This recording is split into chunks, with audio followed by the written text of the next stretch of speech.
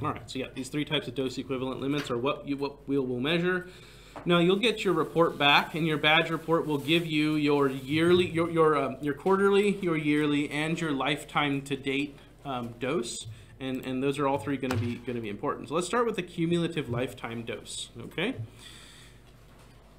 the amount you're allowed is your age in years multiplied by 10 millisieverts.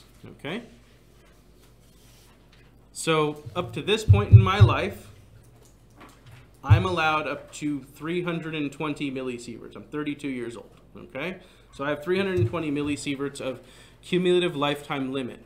If I have above that, then I need to stop taking x-rays, okay? But that's how much you can have received for your entire life. For a year. For your lifetime. This is your lifetime limit. We track how much you receive every year, and that just keeps getting added to your lifetime limit. And every year, your lifetime limit goes up by 10 millisieverts, right? So next year, my lifetime limit will be 330 millisieverts, okay? Right. And the year after that, 340 millisieverts, right? Every year, you get 10 millisieverts added onto your lifetime limit, okay? By the way, you're not gonna be anywhere close to that, okay? Nowhere close, right? You can't. You start off at 18 years old with 180 millisieverts. Yeah. There's times where the X-ray guy can't really wear his dosimeter because you got to hold the patient. You sure. Just take it off. I mean, what does that mean? Oh, they have to wear it. Yeah, they should still be wearing it. If they're not wearing it, then it's not tracking their dose, right? Now, when they go to hold a patient, they're going to get a bigger dose than if they were not holding the patient, right? They should be tracking that, though. They should keep the badge on during those times. It's like if you do fluoroscopy or something like that, right? You don't wear the badge under your apron. You wear the badge outside of your apron, right? So that we can track how much you've been exposed to, yeah? So, yeah, you should wear it. Now, to be clear, you're not allowed to hold patients. However, if you find yourself in a situation where you're holding a patient, you should definitely keep your badge on. Yeah, so it's bad practice to go ahead and remove a badge for any reason while you're working. Yeah, as long as you're in the X-ray room doing X-ray stuff, badge should definitely stay on you. Now, what I have seen, which is kind of common, are if the X-ray tech only and exclusively ever makes exposures from the control booth, which is what they should be doing, right? They will sometimes clip their badge to the wall, sort of right where they stand in the control booth, which is right near their thyroid. It's not the right thing to do, but you can almost see why it makes sense, right? But the badge should really be attached to you and following you around so that any exposure you receive, it can track, document. Exactly. All right. So all three of these limits matter. Cumulative lifetime dose is just one of the things that matters, all right? So the lifetime dose equivalent limit is designed for long-term control.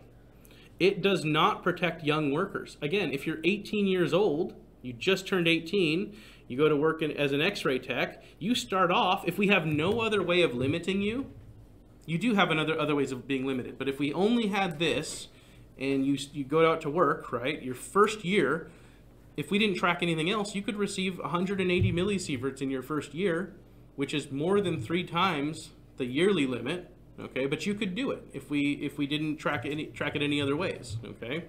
This is one of the ways we track you, but this way of tracking you is designed for long term, okay? You know, you could get 180 millisievert in your first year, and no one would bat an eye because that's what you're allowed, okay, by your cumulative lifetime limit. Now, every year after that, you'd be limited to 10 millisieverts a year maximum because you just go up by 10 each year, okay?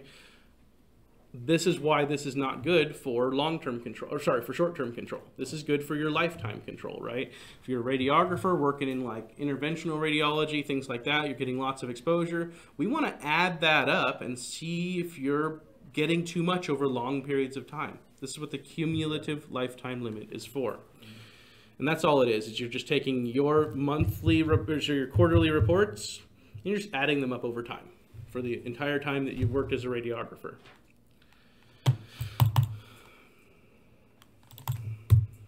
Now, the prospective limit, okay? The prospective limit, this is the actual one you really focus more on. This is your yearly limit. All right, so you're limited to 10 millisieverts per year of age you have, lifetime, and not or, but and you are limited to 50 millisieverts per year, which implies about 1 millisievert per week. Now this can be averaged over the entire year, okay? Because you get several reports in a year. You can average this out over all those reports and see if you are close to it. You won't be, but you can check. Now this way of limiting you works great to limit you at early ages and allow for some flexibility at older ages. If we find that you are going anywhere close to this or over this yearly, then corrective action needs to be made, right? Maybe somebody's messing with you. Maybe somebody's taping your dosimeter to the underside of the X-ray tube, while you're not in the office, right? We don't know, right? I'm joking, right? But people have done that. People try to be goofy sometimes. I've heard of people like taking and putting people's dosimeters through the CT scanner and stuff just to mess with them, right? Don't do that, but you get the idea. Don't do that. But you get the idea, right?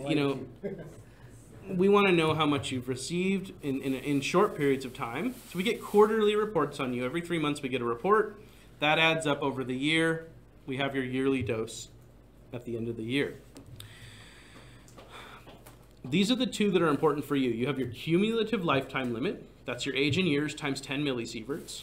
You have your prospective yearly limit, 50 millisievert per year, and both of them get used together, okay?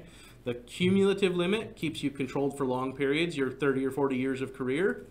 The prospective limit keeps you controlled over each year, right? Keeps you under the limit each year. Lastly, there is the retrospective limit, which is not for us, okay? So this retrospective limit is referred to, or it has a limit of 30 millisievert per quarter. In some cases, people who receive large amounts of radiation at their employment, not us, nuclear plant workers, things like that, got to be a little closely monitored, but they can receive larger amounts over shorter periods of time as long as corrective action is made to keep them under the yearly limit. So they have to follow all three. They have to follow the quarterly limit, which is retrospective. They have to follow the yearly limit, prospective, and then they have to follow the cumulative lifetime limit. You really only have to follow the first two. So this is used in some fields to provide further guidance on prospective limits, ensure that all 50 millisieverts for the year are not received in one quarter, right?